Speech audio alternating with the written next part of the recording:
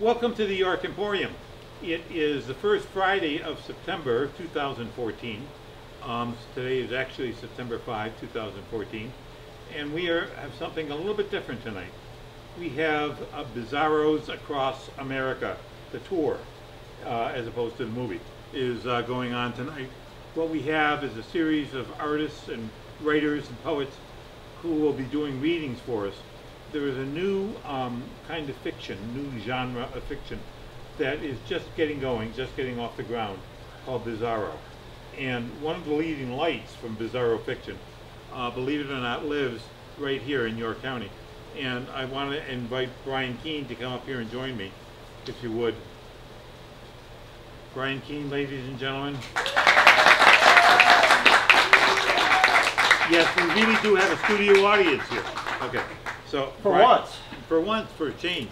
Thank you, Brian, for joining us tonight. Thank you, Jim. It's very nice to have you here. We're on camera, so I can call him Brian. Usually, he makes me call him Mr. Keene and bow a little bit, but I won't do that tonight because I won't do that tonight. So tell me a little bit about Bizarro. Bizarro is the weird mutant step-cousin of literature. If you thought of Bizarro in terms of music, it would be Frank Zappa. If you thought of it in terms of movies, it would be David Lynch or El Topo, or even anything that's shown on Adult Swim, Aqua Teen Hunger Force, etc. In literature, it goes back to William Burroughs, and it kind of spreads out from there. Joe Lansdale, who is thought of as a horror and crime writer, his novel The Drive-In is often cited as one of the quintessential Bizarro novels. Basically, it's just unclassifiable fiction. It may have elements of horror, it may be science fiction, it may be a pulp detective story, it may be something futuristic. Quite often there are elements of humor, but not always. Basically, Bizarro is nothing more than a genre category. It's a way to take all of these unclassifiable works of art, and they are works of art, and classify them. We've got some of the practitioners here tonight. We are going to be having 8 or 9 eight authors who will be coming up and doing readings from their work, some poets, some prose.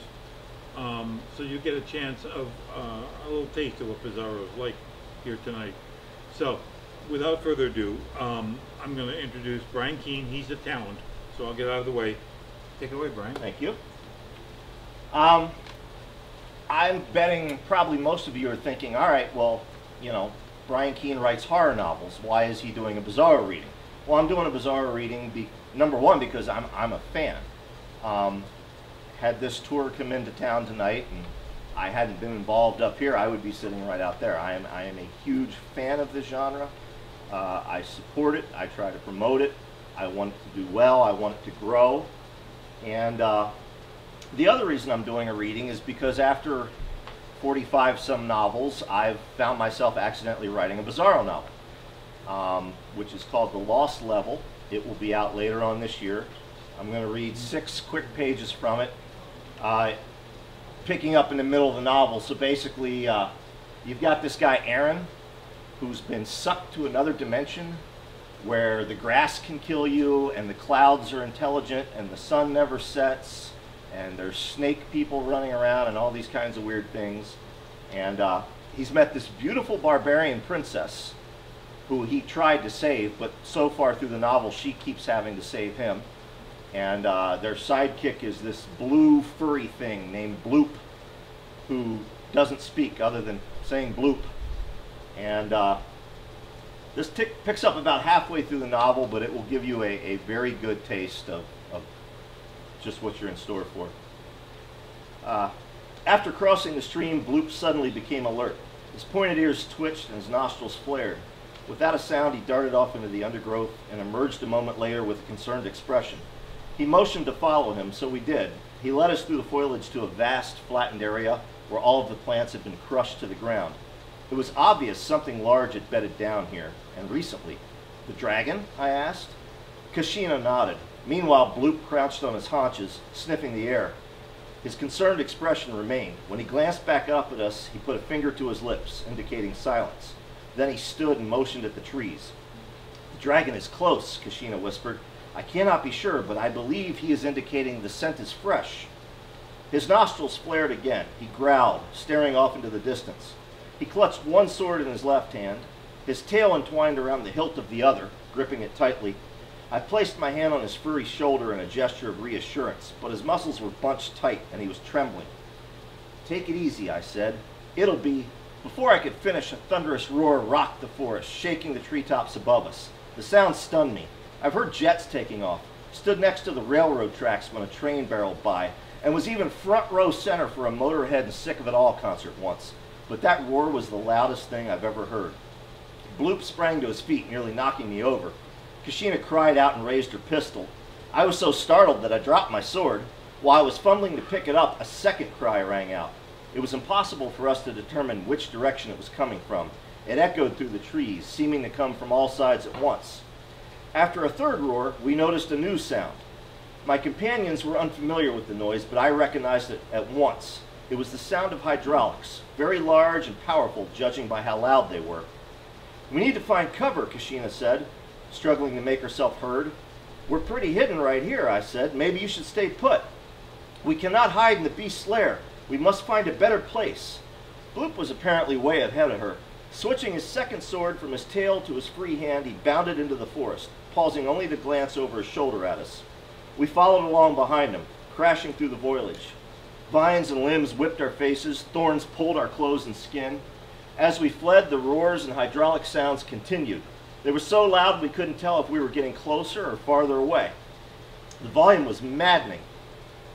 Suddenly, Bloop skidded to a halt. I nearly crashed into him, but instead I darted to one side and immediately found myself tottering over the edge of a steep cliff.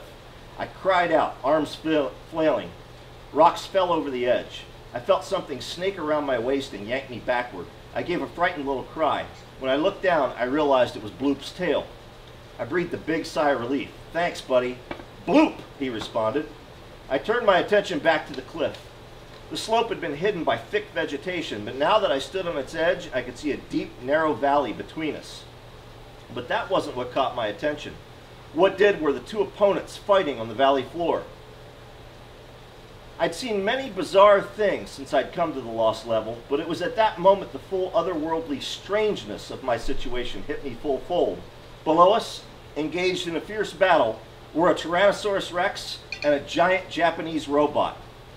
The Tyrannosaurus looked like every picture I'd ever seen of one, but I was surprised by how quick the dinosaur was in real life. Its powerful muscles moved like snakes beneath its hide as it spun, twisted, and fought. It had a massive head, the weight of which was balanced by its long tail. Its back legs were huge, and its tiny forelimbs seemed small in comparison. Despite their size, however, they were still powerful. The beast used them to batter and claw its opponent's metallic hide. The robot was vaguely humanoid, possessing a head, 2 arms and legs, 2 glowing red sensors where eyes would be on a human, and a rectangular slash of a mouth. But it stood even taller and broader than the dinosaur. I'm editing this as we go for time. Trees swayed overhead as the two continued fighting. The sounds of their battle engulfed the valley, drowning out everything else. The Tyrannosaurus managed to catch the robot's arm in its jaws, but when it bit down, the dinosaur succeeded only in breaking its own teeth. I thought after that the battle might be one-sided, but seconds later, the giant reptile succeeded in shattering one of the robot's sensor eyes. Then it lashed out with its tail and pivoted on its hind legs, knocking the metallic monstrosity to the ground. The valley shook as the robot crashed to the earth.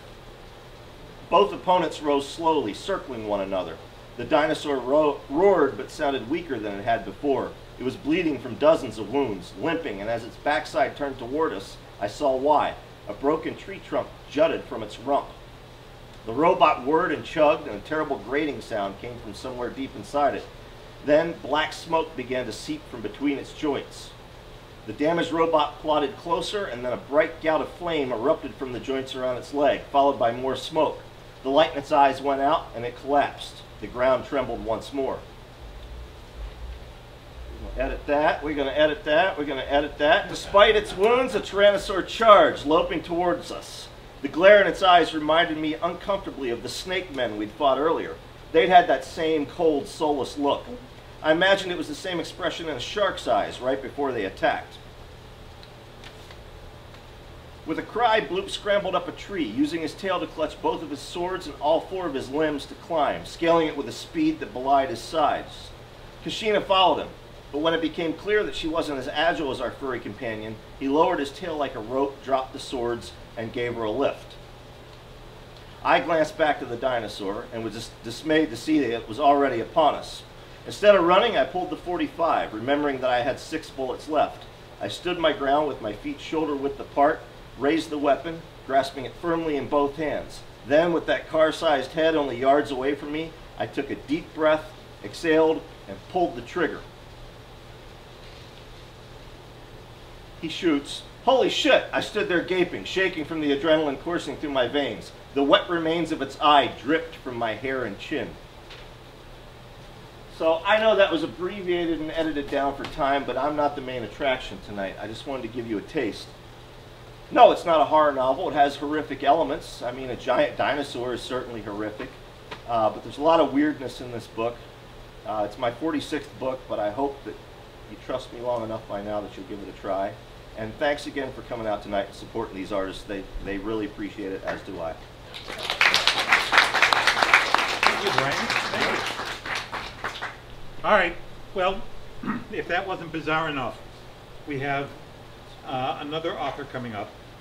G. Arthur Brown will be joining us momentarily as he can make his way through the throngs.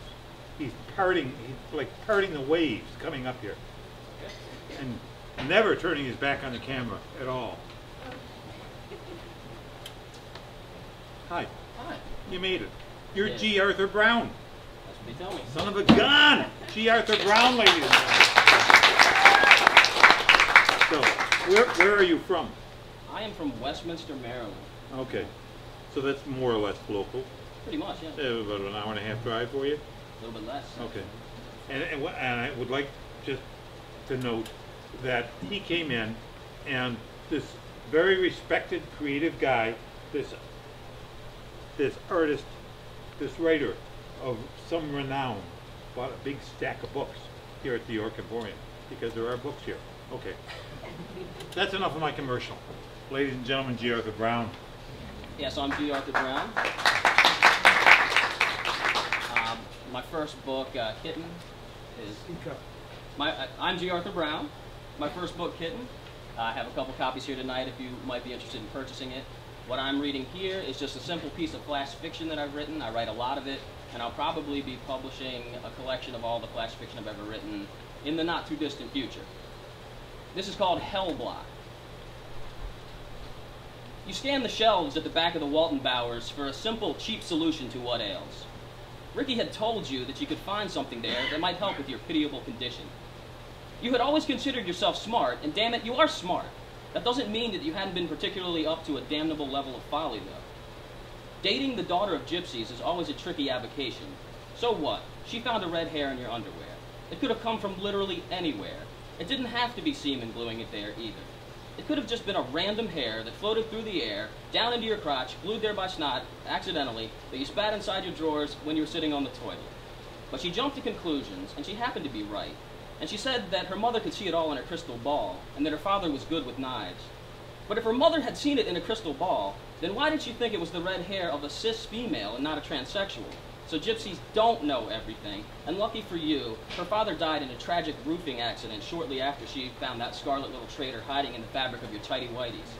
The weird part is, he wasn't even a roofer. And since he would not be there to silence you, her mother had to put some kind of a curse on you. So you ran to Ricky, and he had some great weed, and you guys smoked it, and you sat in his green room for like an hour.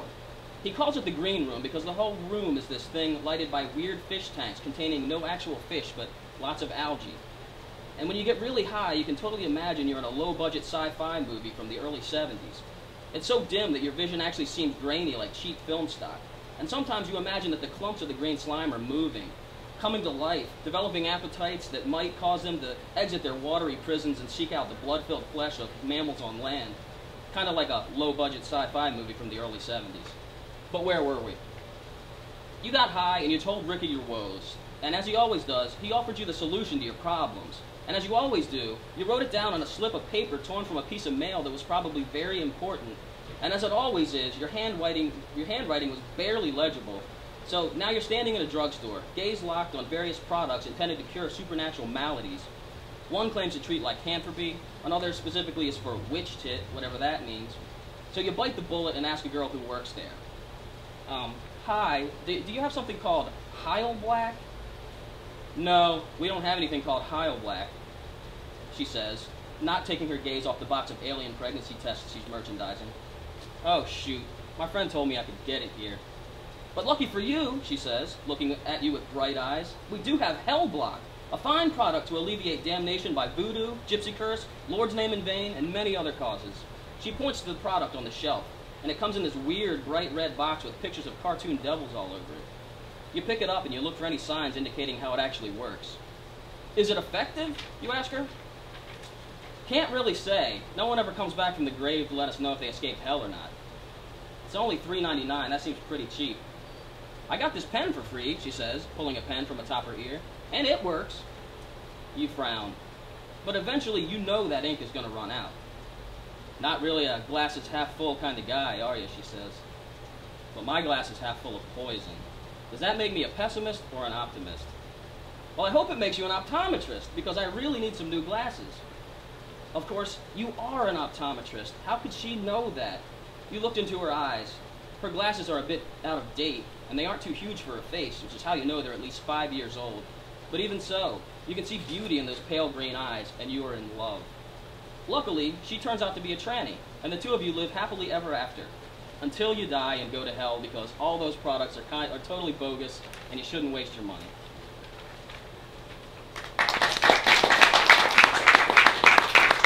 That's it. Well, that was Bizarro. Oh, yeah. That was, so that qualified.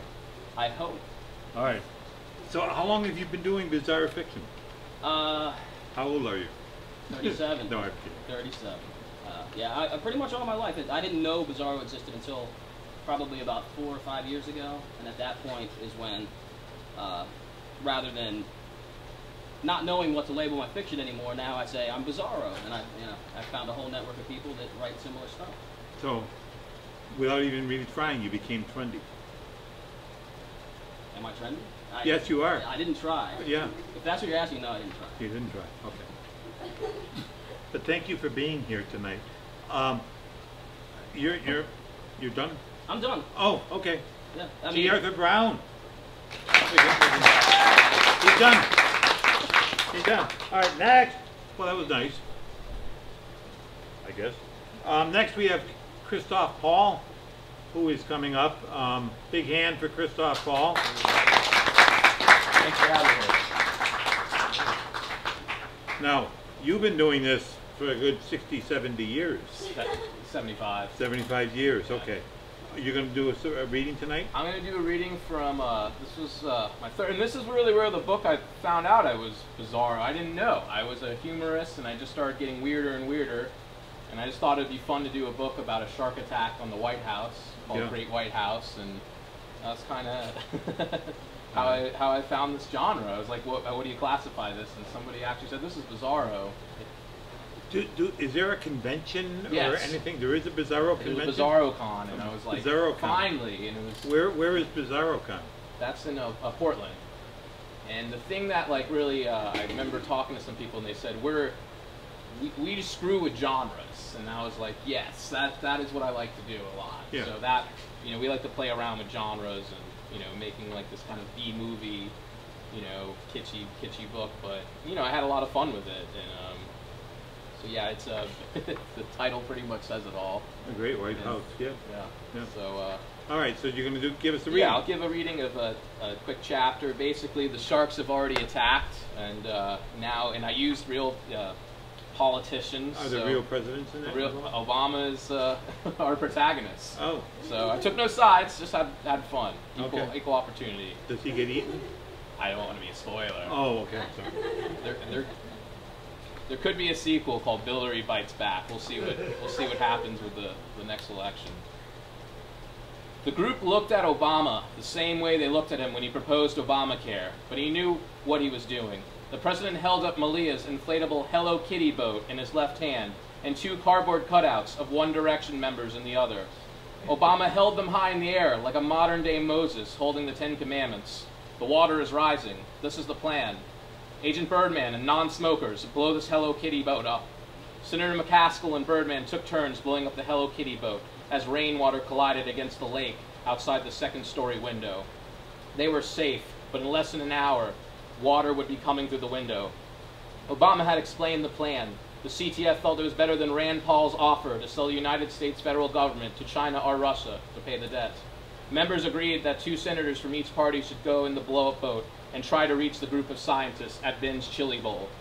The only question was, would the cardboard cutouts of the 2 cutest members of One Direction be reliable paddles?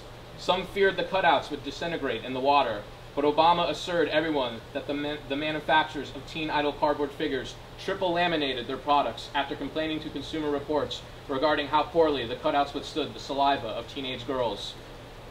For the mission, the Democrats picked the very likable and brave Missouri Senator McCaskill, who after Pelosi's failure wanted to be the woman who helped save the White House. Chuck Schumer was the other Democrat because the group found him annoying and he was feeling claustrophobic anyway. John McCain volunteered because he wasn't afraid of death. And Mark Rubio was the other Republican, knowing if he helped save the White House, Water Bottle Gate would be forgotten, leaving him only Christie to beat for the Republican 2016 nomination. The Hello Kitty boat was full of air, but all 4 senators, even McCain, felt scared. It was Schumer who spoke up. I don't feel comfortable going out there straight into the sharks. McCaskill nodded. Chuck is right. We need some kind of diversion, something to give us a head start. The tension in the group reminded President Obama of Lord of the Flies. Obama was not the lord of this group, but realized there was a piggy in the room, Bernanke. No one in this room liked this man, and a few members of the CTF shared the same thought. If we had to sacrifice someone, Bernanke would be the best pick. Even Bernanke noticed people staring. What is it? I haven't thought of a way to pay them, unless you want America to have an economic stability of Nigeria. I'm already monetizing as much debt as I can. Harry Reid, who remained oddly silent this whole time, saw a chance to lead. Ben Bernanke, I have it on good authority that you have done more harm than good for this country. You should be the one to sacrifice yourself so the senators can reach the scientists. Ben Bernanke's breath increased with his panic. No, this is madness. And what about Tim Geithner? Is partly to blame for this mess too. He helped construct the damn bailout. Obama felt a sickness in his stomach. He knew a diversion was needed, but Tim was his friend. He paused and said, when you're president, you have to make a tough decision. I didn't sleep after I called an attack on bin Laden, but I knew it was right. For this plan to work, sharks need to be distracted. Tim, we need you. The rat-faced Tim Geithner, who usually cursed as much as he avoided taxes, had remained quiet as much as this time.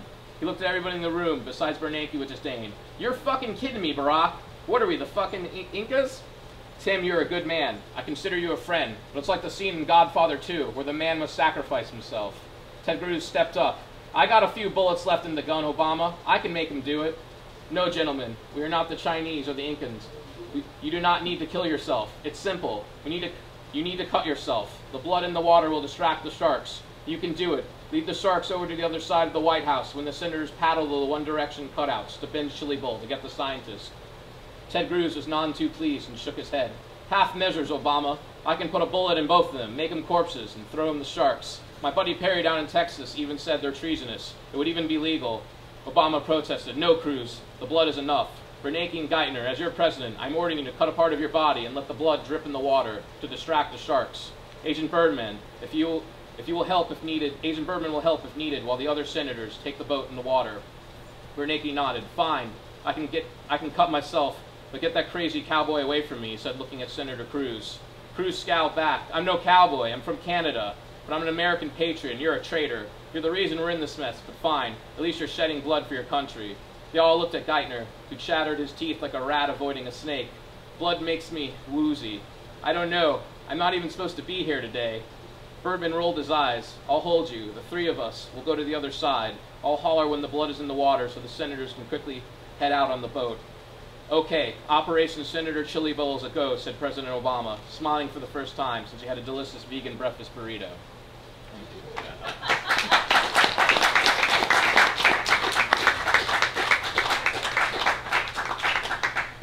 So would you call that a corruption of horror or science fiction?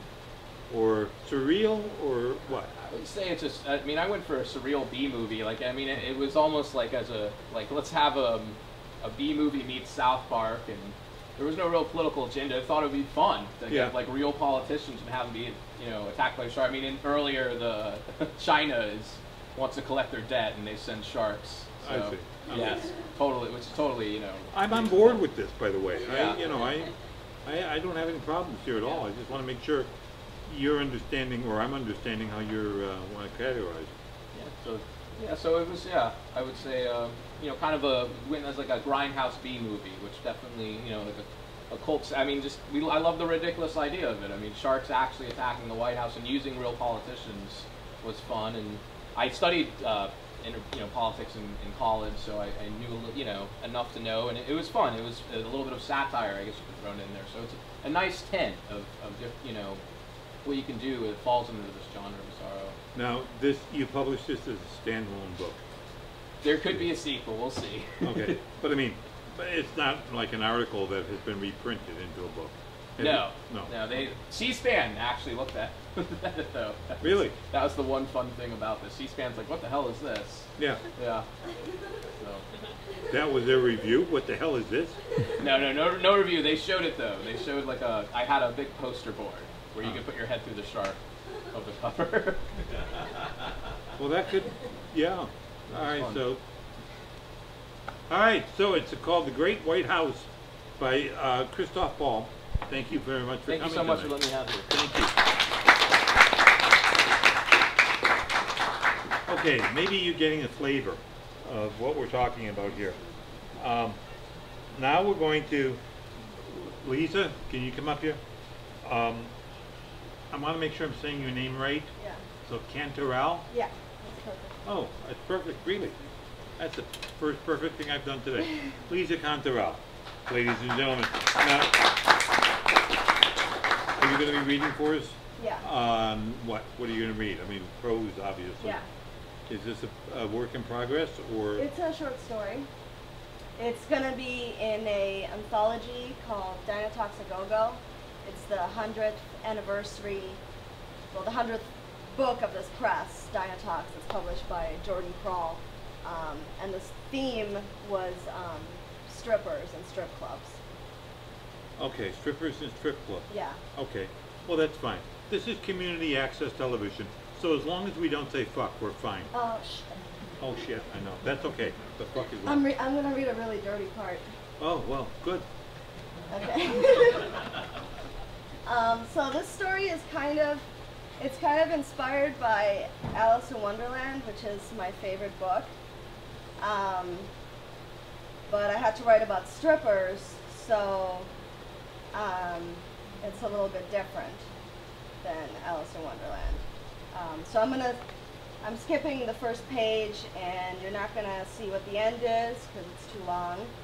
So I'm gonna read the meat of it, I guess. Alice. That is the name of the dancer that walks onto the stage as I drink my scotch. Grace's slick, smoky voice fills the room, singing White Rabbit. Alice works her way across the chessboard of the stage, spinning around the mushroom pole. The room is filled with blue smoke, but I can see her writhing through the haze. She's good. She dances like she was made for the music. I drink it in.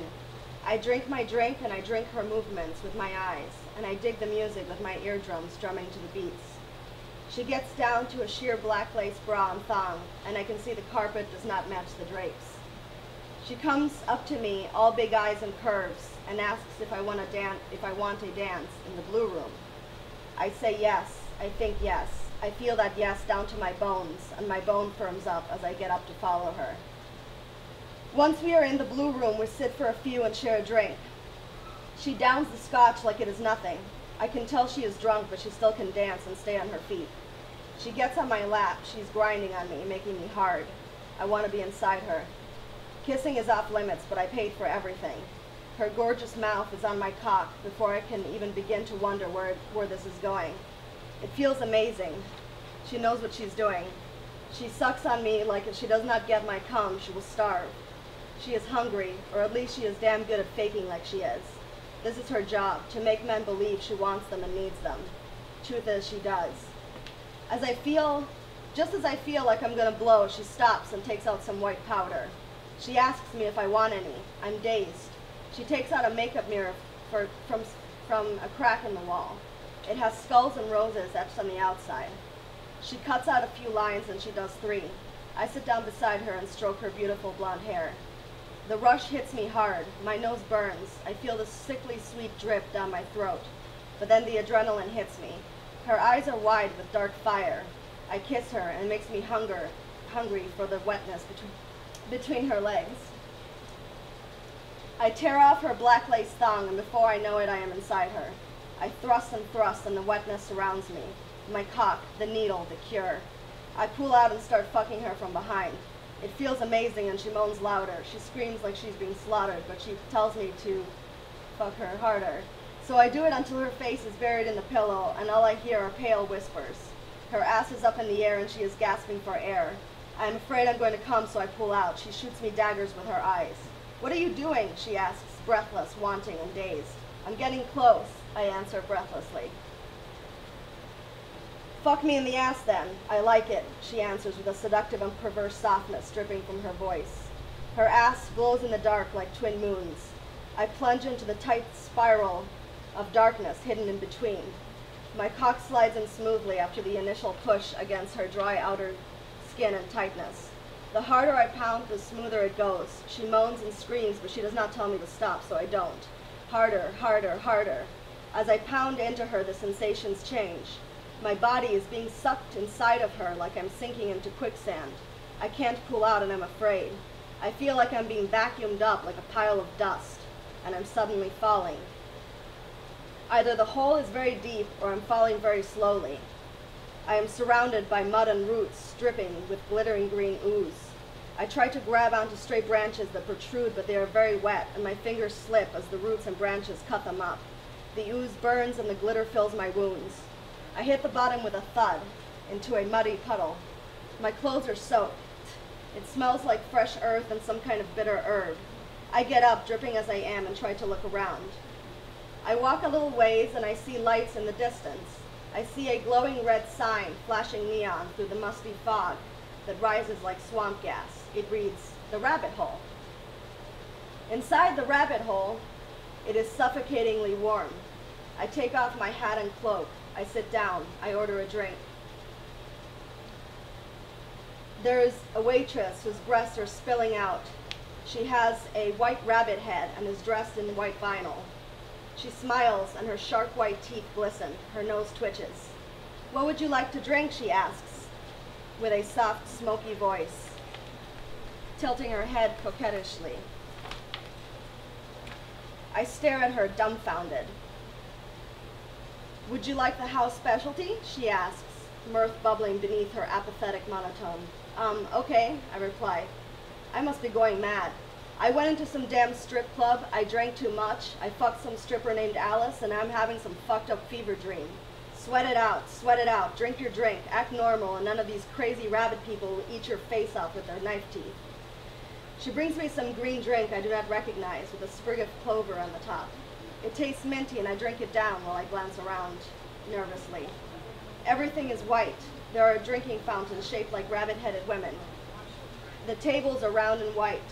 In the center are glowing balls like moons. There is no other discernible light source. There is a crowd of mean-looking jackrabbits sitting at a nearby table. They are laughing. They are hideous. They have human torsos, but they are grotesque, with huge ears, big noses twitching as they glance sideways at me with their beady eyes full of hate. They are puffing away on huge green cigars that smell like burnt asparagus, and their teeth are glistening in the half-light. I feel their distrust and their eyes on me. I decide to just leave. I grab my cloak, down my drink, and flip my hat back upon my head. Then I see one grab one of the rabbit women-headed waitresses. I watch them from the shadows. Two of them hold her down. Another pushes his giant paw upon her mouth, puts his giant paw upon her mouth, covering almost her whole face, save her eyes. The other two grab at her breasts and twist her nipples till white liquid comes out. They lick and lap at her full soft breasts and bite her nipples with their sharp teeth as she squirms and struggles. I do not want to stick around to find out what they might do to me once they've had their fun with her. I am in their territory. I am their meat, and so I bolt. So I'll leave it there. More happens, but...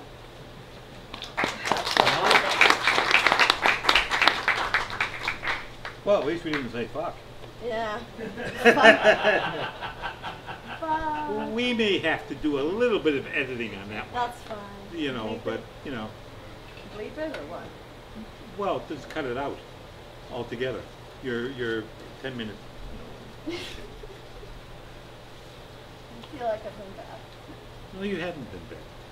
You've been good. This is your art. Yeah. And now, where are you from?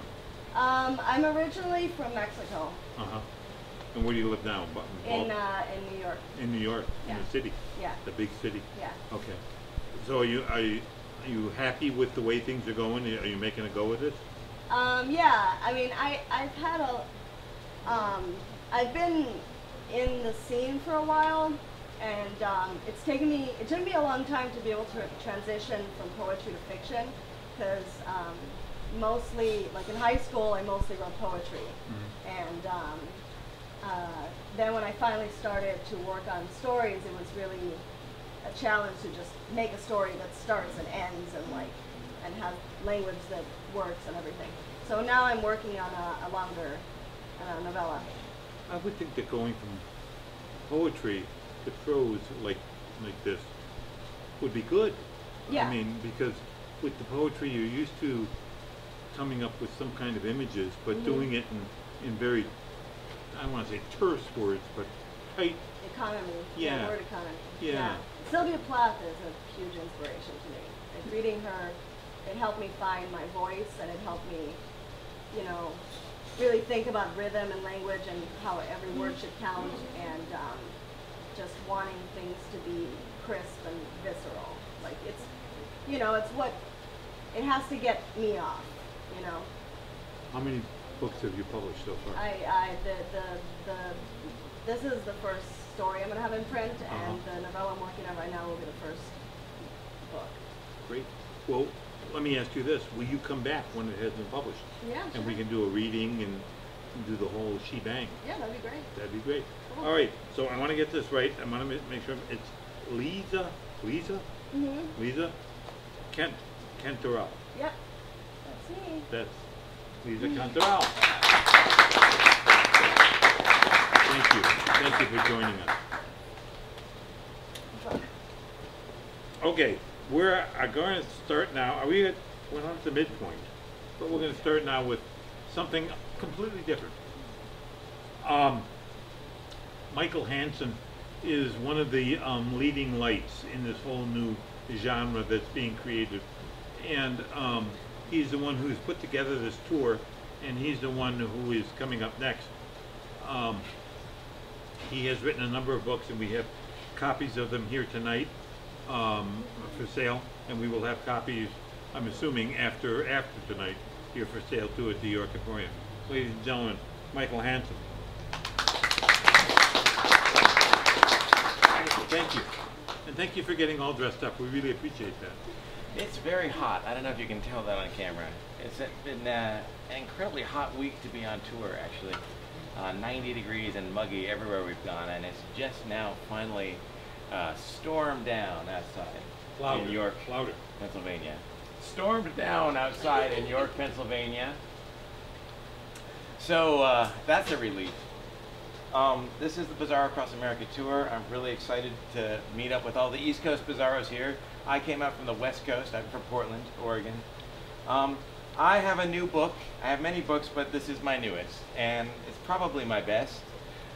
It is about, you know, a lot of these Bizarro books are mixtures of genres. We're all very sensitive to genre and the way that it's confining us, and a lot of the writers in Bizarro have been kind of taking genres and smashing them together. So this is a kind of a science fiction, erotic, Harlequin romance satire, if you will.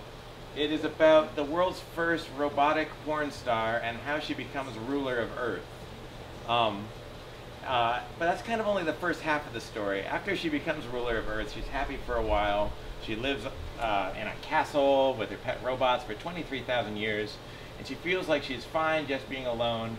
But this kind of douchey guy from Mars keeps hassling her. His name is Space Captain Pounder McQuim, and he only wants one thing, and you can probably guess what it is. And she's really not interested, but he won't take no for an answer. So this is just a little section of one of the times they talk. Just FYI, there's a zombie here, but it doesn't do anything. 3 years ago when I started writing this, it was really important to have zombies in your books. And there's also this alarm that goes off every time invaders from Mars show up. It's described as sounding like ducks arguing at the far end of a long metal tube, and it's called the space alarm. So, and this chapter is called Space Date. Again with the space alarm. The zombie turns his gaze dumbly at the ceiling of the garden, our mirror sky, searching for the klaxon's source, perhaps intending to suck on it. Slutbot comes sprinting up out of the dungeon, tossing aside a bundle of delicate crystal pipettes and a fetching purple rock. She soars up through a portal in the ceiling and on up to the ruins of the crystal throne room atop her chrome tower. To the erythroscope! Scanning the heavens with a half-smashed device, she identifies the threat. A fleet of bright red satellites the size and shape of monster trucks have crept into orbit around our world. Their space engines rev and roar. Their iron tailpipes sputter and boom. Their Confederate flag-painted solar sails flutter angrily in the magnetospheric wind. They are honking at us, at Slutbot, at Earth, flashing their high beams and blasting rebel rock anthems from their outboard audio-psychonic aggression blasters as if to say, we have testicles, and they are angry. Just then, a transmission arrives, direct from the Red Planet. Attention, Slutbot. This is Space Captain Pounder McQuim. Miss me? Haha, kidding. Hey, listen. Your planet is surrounded. Our fusion satellites are wired to blow sky high and melt your home down into a big round parking lot for me to burn rubber in and piss on with my big dick. Oh yeah, baby. You know you love it. Ha ha, JK. Hey SB, what are you wearing? Are you busy right now? Why don't you meet me on the moon for a drink and maybe some hanky-panky if you're available and you want your planet to live. Ha ha, no joke. See you in 5 minutes. Over and out, baby. Oh, that colossal twerp, cries Slutbot. In a fury, she blasts a gaping hole through the remaining glasswork with her elbow-mounted hate blasters, jets through the cloud of flying glass, rockets up into the sky with her entourage of equally pissed-off dildo birds, on up past the atmosphere, through the cold of space to our planet's gray and rocky moon. There, in a tacky crater, she finds Space Captain Pounder McQuim. He is decked out in a tight-fitting space tuxedo, seated at an elegantly laid dinner table lit with fusion candles. A bottle of Veuve Clicquot steeps beside him in a bucket of liquid nitrogen. A breathy, light metal power ballad oozes from the 8,000-track tape deck in the dashboard of his spaceship, parked in the next crater over with the windows rolled down. He's wearing Cold Cock, Mars's most powerful aftershave. He's smiling, sipping a space martini, twirling his ray gun playfully around his trigger finger. Howdy, hot stuff, he says and winks. Let me see that smile. Slutbot smiles, and with her laser eyes, she sears the space captain's ray gun hand right off his arm. It drops slowly down into the lunar dust. The captain rubs his empty wrist and squints. Well, he says, ain't you touchy? With her mighty metal legs, Slutbot punts the elegantly laid dinner table into lower lunar orbit and stomps toward the suave Martian terrorist. Captain, she says, before I laser off your other hand, and your kneecaps, and your earlobes, before I flay your biceps and snap your spine in half and slice your pathetic Martian penis into sandwich meat, I would like to know which red planet genius decided it was a good idea to threaten me and my Earth with robot satellites. I mean, she says, staring at the distant yellow-blue planet, what were you smoking? Oh, Space Captain here is just kidding about all that. I only wanted to see you. Here, I brought you these. With his left hand, he reaches into his pneumatic lapel and draws out a bouquet of freshly cut Martian petunias. Put these in water, will you? Slutbot scans the semi-flattened nosegay for concealed microbombs or nanopoisons and, finding none, snatches it out of the captain's outstretched hand. They're lovely, she says. Then she raises a middle hand into the sky and snaps her fingers. A red Martian satellite streaks down out of space, smashing into McQuim's spaceship, splattering scrap metal for miles. Oh, did you have to? She throws the flowers in the spaceman's face. Don't you know who I am? She yells. Oh, hell yeah. I seen all your movies, didn't I say? You're one famous lady. Ain't a feller on Mars don't want a piece of that chromium cuter, but I'm the only one. That's not who I am! She screams as she lasers off his other hand. I am Slutbot, ruler of Earth, queen of the robots. My planet is off limits to you fleshy meatheads. I want to be alone. Do you hear me? Alone! Space Captain Pounder McQuim raises his handless arms in protest. Hey, hey, hey!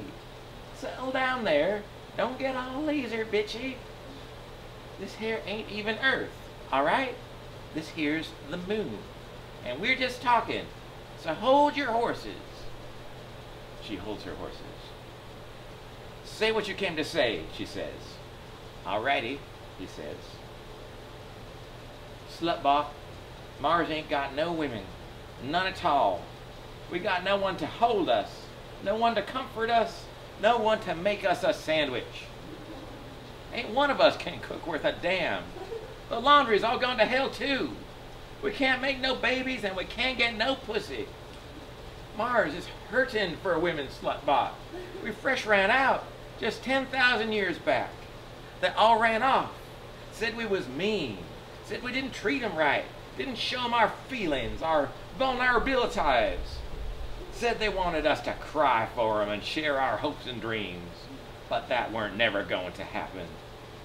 So they done run off, the whole lot of them, packed up and moved to Venus. Now, it didn't please us none, and we've been drinking. So we plain blew up Venus. Boom. No more women. Just like that. It was one of them actions you come to regret. Mars is a man's world now, full of men like me. Strong, quiet men, tall, tan, good in the sack, lonely, easy to talk to, hard-charging, well-hung men. Space captains, you might say. Space Captain Pounder McQuims like me. Yeah, some moron forgot to put the cover back on the gene pool 5,000 years back, and a dirty asteroid landed smack dab on top of it, and now we got just worn out set of genes between 50 million hot and horny space fellers. Slutbot, we're dying up there without you. Just dying. We got no good love in it. We got no affection. We got no poontang. We got hardly any humping at all. And what we do got leaves us powerful sore in the saddle. We're he-men, real men, the men you're built to please. We need you something fierce. Slutbot blasts off the space captain's left kneecap. No way, she says. Not my problem. Not my circus. Not my monkeys. Clone a sheep or something. Do yourself a favor and never come back here. Dang it, Slutbot! Yells the space captain, low gravity hopping on one foot. You know we ain't never gonna give up on you. Come on back with me, please. Be our slave again. Our mom. Our concubine. We'll let you paint the barn any color you like. We'll make sweet love to you. All 50 million of us lined up like asparagus in springtime. It'll be kinky. And we'll drive you around in our trucks. We got real big trucks on Mars because of all the potholes. I'll stop there.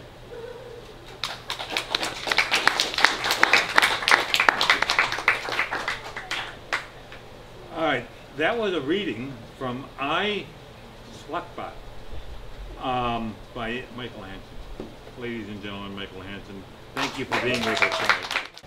Hi, my name is Mykle Hansen, and I'm here in York, Pennsylvania on the Bizarro Across America tour, promoting the works of Bizarro authors such as myself. I have a bunch of books out, mostly on Eraserhead Press. My most recent book is the story of the world's first robotic porn star and how she comes to rule Earth, and then what she does after that. And it's called I, Slutbot. It's a sort of a science fiction, Harlequin romance, sci-fi epic, erotic satire of a novel. A real mix, like a lot of these are. They're sort of just salads of genres tossed together. You can find out more about it and all of my books on Amazon.com, definitely. If you look me up, my name is spelled M-Y-K-L-E for complicated historical reasons, and the Hansen spelled with an E. I also have a website, mykle.com, where I put up stories and show what I'm up to and where I'm going to be on tour and just say hi to the world there. Also, I would recommend, if you've seen other Bizarro authors that you like and you want to know more about the scene in general, definitely go to bizarrocentral.com. That's a great place to catch up on the latest doings in the Bizarro conspiracy. Okay, so my name is Lisa Cantoral, and my short story is called Wonderland. It's in a stripper-themed anthology that is published by Dynatox Ministries, called Dynatox A Go-Go, and you can buy it, you can pre-order, it's available already for pre-order at storeenvy.com, and there's other writers too in there, yeah, it's a fairy tale inspired story that kind of flips it around in a kinky and surrealistic way. How's it going? I'm Christoph Paul. This is my first book, The Passion of the Christoph, which it actually did win an award somehow, some way, but it did. The Orangeberry Humor Award. This is my first book, which is a collection of essays and flash fiction. The one that I read here, which was a lot of fun to write, which is fiction. There was no shark attack on the White House, though a lot of people really wish there was. The Great White House, which sharks attack the White House because China decides they owe too much debt, and they work with PETA, and sharks attack the White House. It's very plausible, very plausible. Totally can happen. And I don't know, this is public access. I'll use the back of the book, Demons in the TV. The front cover is a little, I don't want to, get you kids worried.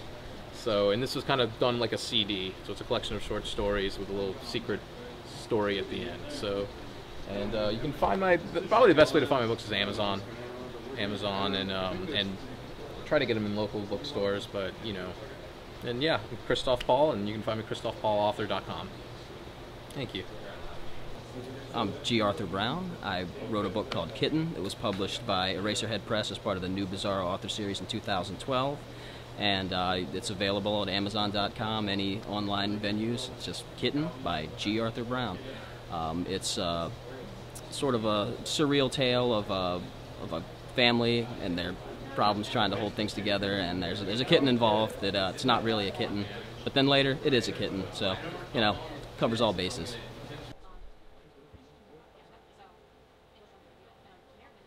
Next up is a lovely and talented, next up is Kelli Owen. And she is going to be doing a reading for us, right? Mm-hmm. Okay. And it's going to be prose? Yes. And it's going to be happy? No. Well, yeah, no, it's going to be happy. Yeah, it's going to be Kelli Happy. Kelli Owen.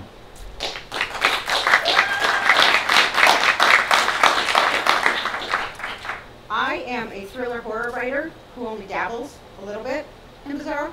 And a couple of years ago, I was in a car accident. And I left the hospital with happy little pain meds that we quickly realized I was allergic to.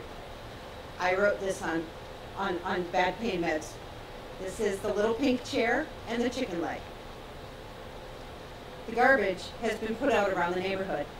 Cans and bags and recyclables dot the curb along the street to be taken away to some secret place where city workers are paid to hide the parts of our lives we're done with, ashamed of in some cases, including the little pink plastic chair on the neighbor's sidewalk.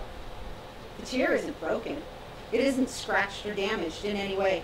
Its color is still vibrant, not at all marred by stickers or their gummy residue, but it's garbage nonetheless. Unwanted, unloved, unneeded. Garbage men won't keep it though. They won't remember it's even there. They have so much. And the garbage gnome is counting on that. Gnomes, they're everywhere. They live in the spaces we ignore. The dark shadows between your garage and that overgrown hyacinth bush, behind the pile of cardboard boxes you haven't dealt with since you moved in. They are nothing like the garden gnome statues. Approximately 2 feet high, they're skinny, not fat, but ugly. Their hair is silky by nature and slimy by choice. It keeps the bugs off. Their skin is a mottled pink and brown, reminiscent of an ugly Easter egg that's been made by mixing too many colors. And their eyes are the most striking green you've ever seen, but way too close together. They hide from humans. It's not that they fear us, but because they think we smell bad. We are their citronella. To us, they smell equally awful. Though you may have never seen one, you know the smell. That putrid tang of acrid aftertaste lingers on the taste buds of humans who have gotten too close. The smell crawls inside your mouth uninvited and becomes a flavor you'd rather not experience. You generally begin emptying nearby garbage cans and looking in the drains before pouring bleach haphazardly into your sinks, but you never quite pinpoint it. Somewhere, a little gnome lives in the heaped piles of refuse waiting for today's delivery of humanity's waste. Edwina. Ugly and smelly, even to her own kind, she lives alone. She's pulled useful things out of the fresh dumpings over the years and taken it all to her secret little hole that smells of dead fish and old diapers. The chamber is packed with treasures, living and not.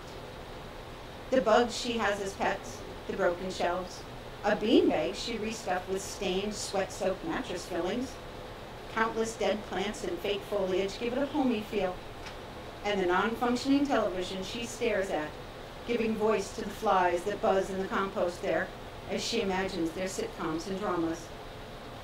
When the truck pulls into her backyard and dumps its bounty, she smiles. Monday. Always the best dump day.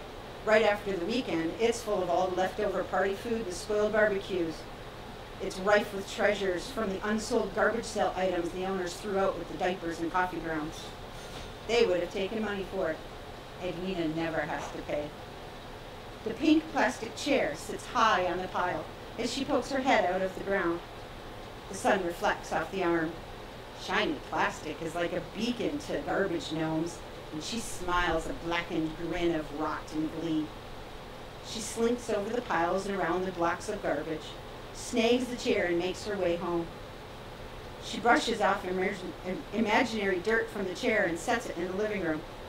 And as she settles her tiny little bony ass into the chair, the plastic shifts and a chicken leg falls free. She hears it hit the floor. She looks at it. She wonders briefly what it is. Then the smell hits her. Chicken. She loves chicken. It is her all-time favorite leftover, and it is so rare. People say fried chicken until it is even too gross for a gnome. It is true treasure to Edwina, and she picks it up with reverence. She studies it. Each little bump of the chicken skin, the paleness where the meat has been torn free in a single strip before it was tossed away. This isn't even old. This is still fresh. Happiness lights up her green eyes. She smells the chicken. My God, the aroma. Faint and mingled with the other refuse it traveled with to get to her. But it is there. She closes her eyes. She absorbs the moment, and then she lets the tip of her tongue touch the chicken leg right above her grip. She slowly drags her spit up along the cold meat, tasting the skin and the spices in the interior where the flesh has been exposed. She laves the chicken leg with love, swirling her tongue over the bumps and wrinkles. Goose flesh breaks out on her own skin as she enjoys the moment, the meat.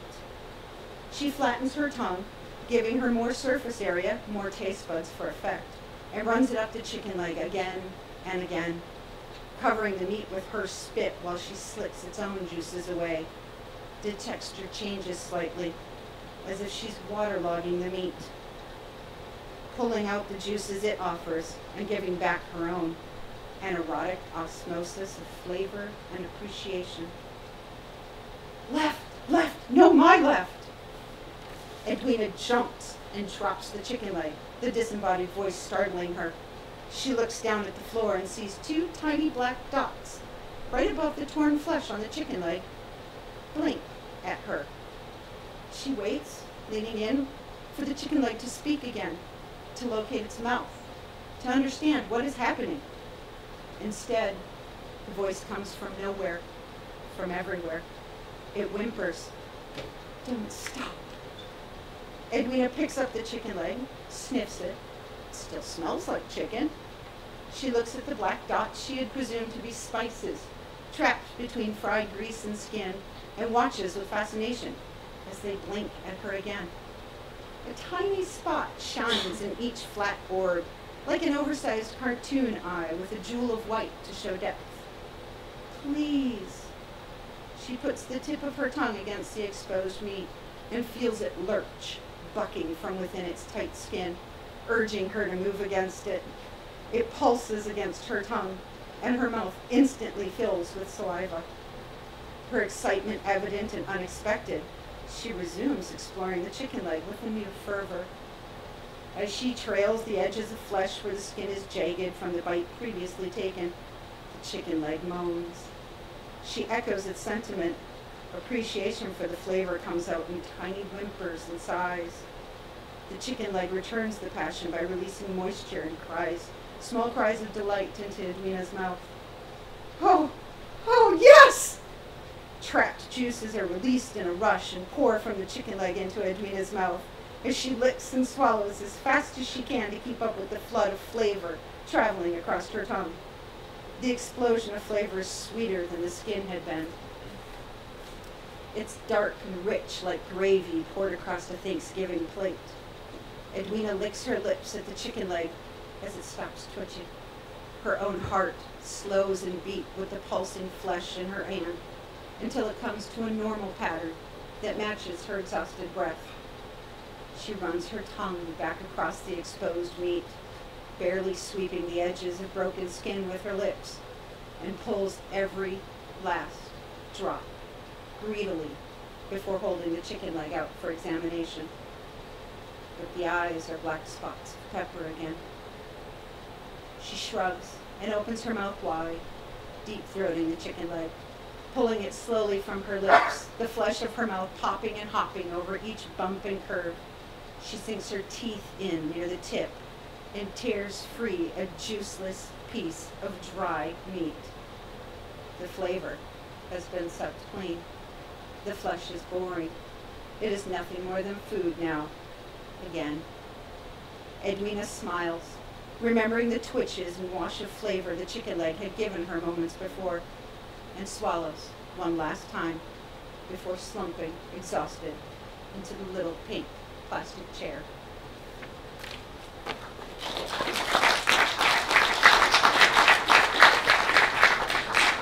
You were bored. Did you want the song like that? You were warned. No, we were warned.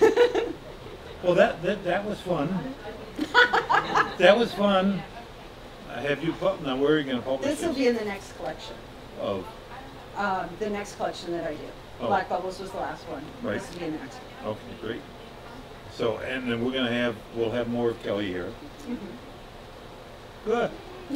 Yay! Missed my exploding puppies suddenly, don't We you? had, yes.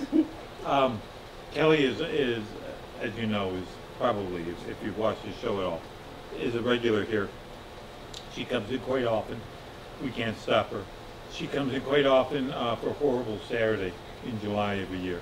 As a matter of fact, Horrible Saturday is almost more Kelly than it is anything else. So that's why it's such a horrible time for everyone. You should all come.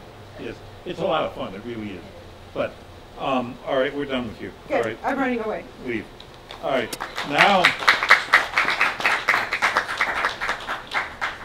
now we have Bradley Sands is going to be joining us. Bradley, if you could come up here, please. And you got some stuff. What have you got? I'm going to read from a novel called TV Snorted My Brain. It's my 6th book. It's just TV Snorted My Brain. Snorted your brain. Okay, Yes. I would think so. Here he is. Anarchy fucking rules! My leather jacket fucking rules. The anarchy symbol on the back of my leather jacket fucking rules. The red paint that I used to paint the anarchy symbol on the back of my leather jacket fucking rules. Saying that things fucking rules. Riots in the streets fucking rule. Pee-wee soccer games fucking rule. I sit in a folding beach chair on the sidelines, watching my little sister play out on the field. The chair is uncomfortable. A strip of polyester fabric is poking me in the ass. I do not like to be poked in the ass, but it is worth being poked in the ass. It is a really great Pee-wee soccer game. It is total anarchy, super retardo anarchy, awesomeness. It is the most anarchist thing on earth, I think. Oh wait, I forgot about riots on the streets. But riots in the streets don't have little girls picking clumps of grass out of the ground instead of defending their goal. It doesn't have little girls chasing butterflies instead of the ball, little girls tripping over the ball, little girls kicking the ball into the wrong goal, little girls calling their opponents cunt bags, little girls screaming as they run away from the ball. Riots in the streets don't have soccer moms. Riots in the streets don't have soccer dads. Riots in the streets don't have riots between soccer moms and soccer dads over Pee-wee soccer games. Riots in the streets are over real world issues. Real world issues are fucking lame. I say it out loud. Real world issues are fucking lame. Sometimes, when I think strongly about things, I just blurt my opinions out. I can't help it. My mom says, "Watch your language, Artie." I sneer at her. She removes a jar of extra hot mustard from her fanny pack. Extra spicy hot mustard is not very anarchist. Extra hot mustard is the tool the overlords use to keep down the proletarians. It is what they threaten us with whenever we speak our mind. It is what my mom forces down my throat whenever I tell her to go fuck herself. Whenever I tell her that she is a filthy cunt bag. This is unfortunate because I really like the word cunt bag. It is very cute. It just rolls off the tongue. The world would be a better place if I could use cunt bag as a term of endearment without feeling like a volcano has erupted out of my mouth. I hate my mom! I will kill her! I will kill her after everybody has gone anarchy. I will declare war on her face. I will do this when it is legal to declare war on her face. I do not want to blow up her face before it is legal. I can barely handle a strip of polyester fabric poking me in the ass. I do not think I can handle prison. I compliment my mom on her t-shirts. Compliments are the best way to prevent mustard volcanoes from erupting in my mouth. Nice shirt, Mom. I like the soccer playing bears. They are very cute. I also like that the shirt is 10 sizes too small for you. I like how it accentuates your fattiness. I like how it shows off the blubber of your huge tits. I like how I can see every jiggle of your ginormous stomach. I like how it makes you look like you're having quadruplets. Thanks, honey, she says, putting the jar of extra hot mustard back into her fanny pack. She stands up to give my uncle a lap dance. I am horrified. My uncle is sexually excited. My uncle is a chubby chaser. My uncle is my new dad. I will launch a Scud missile at my uncle's head after everybody goes anarchy. I plan to aim my Scud missile at his forehead. I will do this because he has a Fu Manchu mustache. And Fu Manchu mustaches are pretty sweet, you know? I'm hoping his mustache will be able to survive my attack. My little sister scores a goal. Mom and new dad cheer. Mom and new dad realize their daughter has scored in her own team's goal. They stop cheering. My uncle starts laughing. His laughter sounds fake and melodramatic, like he's a bad guy in a pro wrestling league. This does not surprise me. He is a bad guy in the pro wrestling league. His stage name is Keene Karn. He stole the name from an old Nintendo wrestling game because he couldn't think of anything good. Keene Karn is an awesome name, but my uncle sucks. My uncle stops laughing. He and Mom call my little sister a loser. They tell her that they still love her. They say she will do better next time. They blow her kisses. I yell, "Anarchy rules!" I feel a little sad about not yelling fucking rules. The goalie for my little sister's team is very mad. She pulls my little sister's shorts down. My little sister is not pleasant to look like. She resembles a hybrid between a Muppet and a tank. She is even more unpleasant to look at when her shorts are wrapped around her ankles. My little sister shoves the bottom of her soccer cleats up the goalie's anus. The goalie cries. She does not like to have the bottom of my little sister's soccer cleats up her anus. My little sister is the epitome of evil. But I still love her. I have a genetic disposition towards loving my little sister, even though she is the epitome of evil. I also have a genetic disposition towards obesity. My genetic disposition towards obesity is responsible for my daily beatings at school. This genetic disposition is responsible for my nickname, Chubby Chub Chub Chub. If it were not for my genetic disposition, I would not have to blow up my high school. The goalie's father glares at my little sister. He says, "You are a terrible human being." My uncle says, "Listen, brother, don't call my daughter a terrible human being." My uncle calls everyone brother. I think he stole it from Hulk Hogan. Maybe he likes to confuse people. I don't know. People are just very confused whenever he calls me brother in public. They probably think I am very confused. I did not know that he was Artie's brother. I thought he was Artie's new stepfather. Is he Artie's new stepfather and his brother? Is that even possible? Something seems morally unsound about it. And doesn't anarchy fucking rule? The goalie's mother calls my uncle a shitty father. My mom takes a bottle of extra hot mustard out of her fanny pack, goes over to the goalie's mother, and squirts 2 servings down her throat. The goalie's mother screams. Her husband pulls down my mom's pants. My uncle goes over and gives him a pile driver.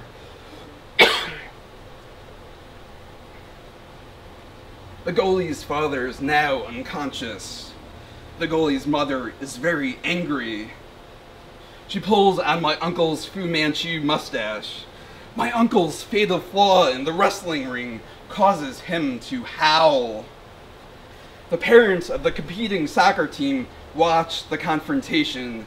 They look confused. They look left out. They pump their fists in the air and run across the field. They crush a few of their children. Either they do not notice or they do not care. My little sister's team's parents look a little scared. They pick up their folding beach chairs and attack.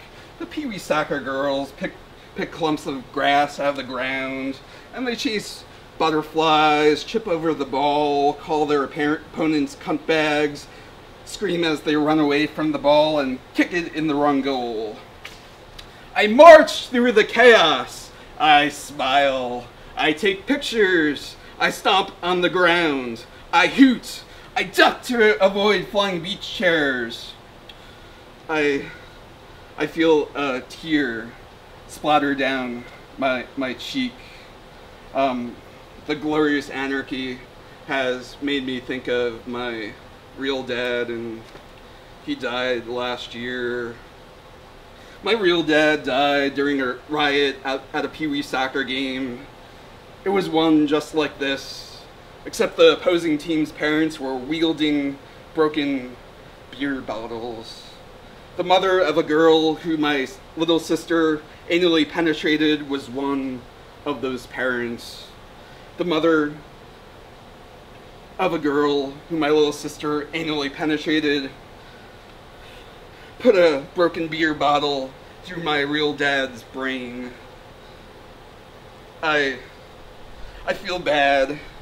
I feel bad about saying that Pee-wee soccer games fucking rule. Pee-wee soccer games do not fucking rule. They fucking suck, and crying is not very anarchist. I wish I could get myself to stop. I really miss my dad's ZZ Top beard. Thanks. That was Bradley Sands. You are a real sick guy, aren't you? Yes. And proud of it. And we're so. and we are really happy to have you. What exactly was this? Well, it's the first chapter in this book, TV Stored in My Brain. It's a retelling of the story of King Arthur and his knights, but it takes place in TV land. So the protagonist, Artie, it turns out his father was the king of TV land, and the remote control at home is like sort of like Excalibur, and he becomes the new king, and then his uncle steals his kingship from him, and he has to recruit knights and search through the Holy Grail and go throughout like different channels. Geez, I wouldn't have got that at all. Yep. When you were reading. That's interesting how you did that. I will look forward. Now the book hasn't been published yet, has it? Oh, it actually has. I just don't have copies. Oh, you don't have with copies? It was published a couple of years ago. I have a new book being published in November called Dodgeball High. It's about a kid who changes schools, and he moves to a new school, and he discovers upon getting there that every class is devoted to dodgeball, and it's just all about battling each other to become like the best dodgeball player in the school. And they don't only throw dodgeballs at each other, they throw grenades and shoot missiles and such. Well, that sounds like a fun Christmas kind of thing. You'd have a warm feeling now for that. Yes. Thank you for joining us tonight. Thanks for having me. Don't ever come back. Please do come back too. All right. Oops, I'm losing my tablecloth here. All right. We have one more writer tonight. John, if you'd join us. John Edward Lawson, ladies and gentlemen. Now, after John is done, we're going to be inviting all the authors who have read for us tonight. we're going to invite them all to come back up here for a little bit of a question and answer and bantering and good-natured bantering and fun stuff back and forth. So, but before we do the fun stuff, we're going to do you. So what do we got? I'll be reading 3 short pieces. I think we've already established here tonight that Bizarro really runs the gamut. So what I'm going to do is start, in the sort of weird, quietly creepy end of the spectrum and sort of ramp up from there. Because we haven't been weird and creepy yet, and it'd be good to start there. Get some of that in, and then absolutely it might get weird. Here we go. Okay, thank you. So these first 2 pieces I'm going to read are from a collection called Lawson versus LaValle. Fellow author and I sort of got it in our heads to put together a collection where we kind of took turns wailing on each other with competing fiction. And this first one is titled Chores. During my last visit with Mother, her deterioration reared its ugly head. When she offered coffee, I accepted, even though, as a rule, she serves it nearly boiling. The coffee was served in a large soup bowl for some reason. Mother smiled. Perfection was measured only in spoonfuls. I did my best not to ask about coffee mugs or to fixate on the dark blotch lurking under the steaming surface. Mother's words were lost on me in the minutes that followed. My attention was drawn by the realization that something alive was struggling in the creamy brown murk. Roaches. Big ones that dwarfed the spiny, free-range specimens in the field out back, with leathery wings batting helplessly and antennae shriveling in my scalding beverage. One's head broke the surface, and it made an audible chirp, but my mother failed to notice. I excused myself and retrieved the fly swatter from her utensil drawer. From the distance, I watched her staring at the wall behind my chair, still muttering, and acknowledged that she had not really been speaking to me to begin with. Then, when familiar forms began to shift and twitch under her loose skin, I turned in that flimsy fly swatter for a claw hammer, realizing that the coffee was not my real problem after all.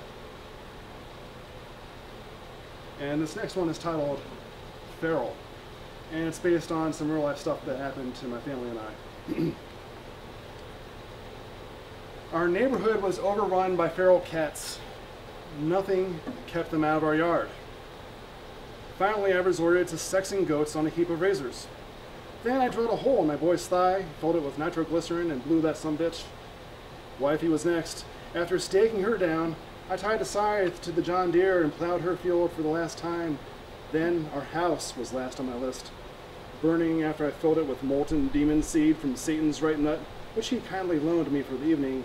And let me tell you, those cats never bothered my family again. The true part is just the cats. I did try everything. I didn't get to the rest of this before we moved, but if you want to try it, let me know how it works. And this third piece I'm going to read, I performed the other night in Baltimore as part of our book tour. It was originally published in The Strange Edge. It's a website that is run by Mr. G. Arthur Brown in the back there. If you like this style of fiction, Bizarro, definitely check out The Strange Edge. This story is titled Scalp Full of Salami. I'm reading it straight from the website.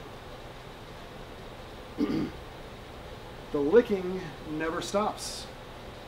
An interminable slathering of saliva ceaselessly spreads over my body.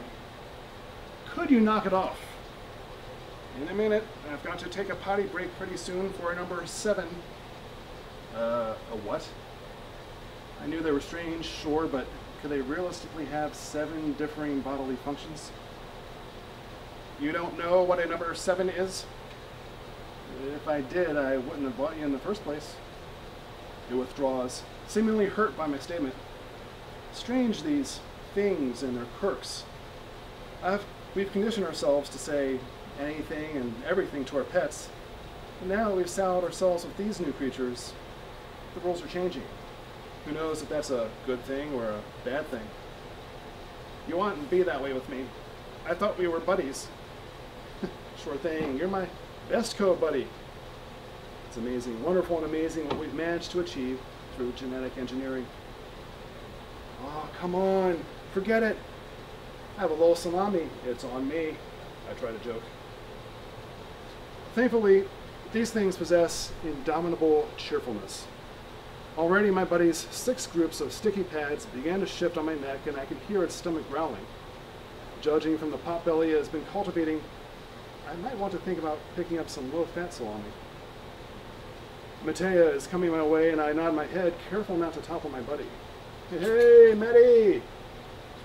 Matea waves. I do likewise. Maybe 5 years ago, the clumps of greasy salami in Matea's hair would have been seen as disturbing, but now it's the ultimate class status symbol.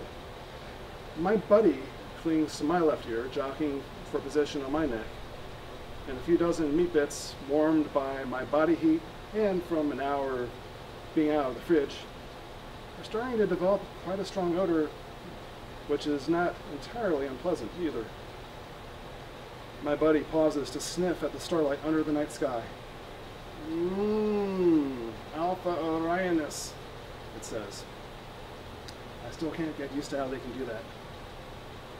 So, who should we kill today? I ask it, pulling out my copy of Play Kill magazine. The inmate of the month is out of the question, but we can check out the other pictorials. 7, it says. Just go with number 7 today. I peruse the hundreds of screens. 1, 4... Okay, here's the 7th one. Let's see... Reynard. Unity Reynard. Still sound good? My buddy grunts, trying to speak with its mouth full. Let me see the pictures. I let it read over my shoulder. It seems to be pleased. All right, go for it. Yeah, sure thing. After a quick scan of my gene creds, I type in a few commands, and just like that, Unity Reynard pops up on my viewer. Poor old, frightened, confused Unity. We chuckle and feel a little better watching the convict's cell slowly fill with sewage until he finally drowns. This fleeting amusement comes to an end with the message from the penal department thanking us for our contribution. Well, that only killed about, what, half an hour? Got any other suggestions? Let's swing by the deli. I heard they finally released those salami lice. Ah, no kidding, see? Salami lice, that would be, like, so cost-effective. No more running to the grocery store all the time. Yeah, it chortles. I heard they lay a new generation in your hair every 28 hours. I know where there's a nearby deli that will stock all the latest, best co-food. Sounds good to me, buddy. Let's get the show on the road. When I hear my buddy's flat teeth grinding away, it's clear that together we are unstoppable. And that piece will be available in a collection of mine coming out later this year titled Smexy. Thank you. It's John Edward Lawson, ladies and gentlemen. All right, what we're going to do is right now ask all the authors to come up here, and we'll have, this is going to be very embarrassing if there are no questions. But we're going to have all the authors come up here. But it's very hot, so if you don't have any questions, that's all right too. It's very hot. I'm kind of Okay.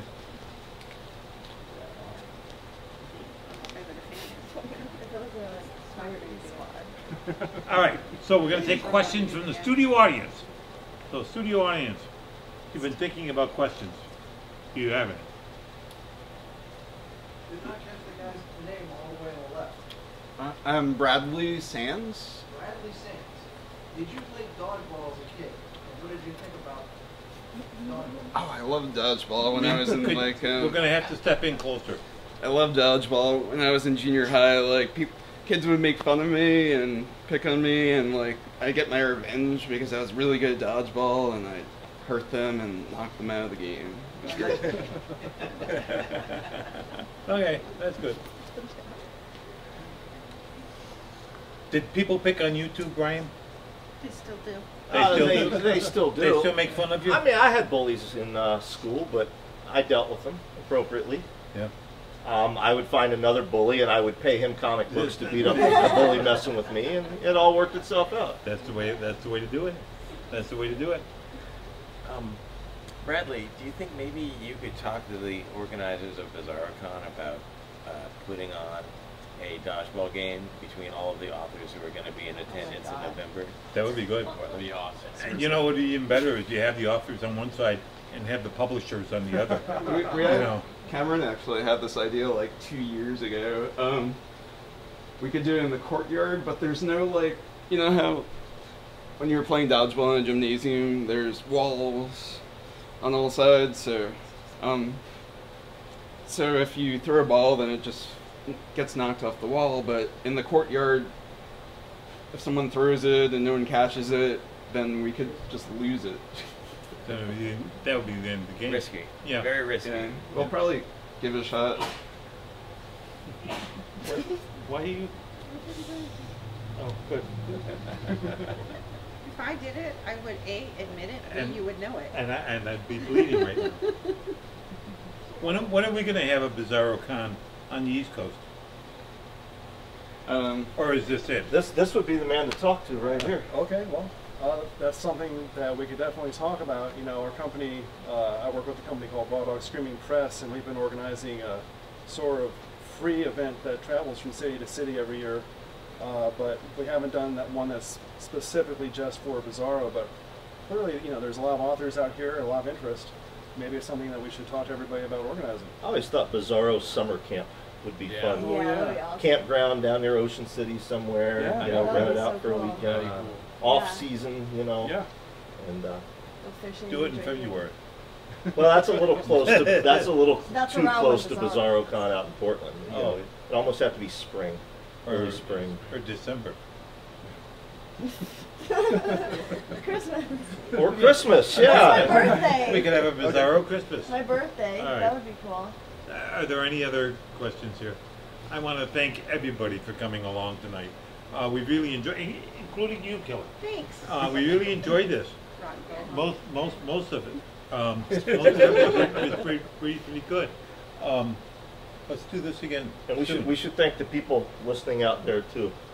They're catching the breeze blowing in through the door. Oh yeah, There's well, a group out there listening too. well that would be nice. It would have been nicer if they joined us. Well, they have. But They've been have listening. they? Yeah, they're Okay. just getting the breeze. Are they buying anything? That I can't No, vouch for, they're but- not buying anything. No, all the money goes into the register, and of course it is noted duly for the IRS. We're all keeping track. Very good, Pop care of that. Yeah. Thank you all very much for being here tonight. This is New York Emporium, first Friday in September of 2014. Thank you very much. Thank you.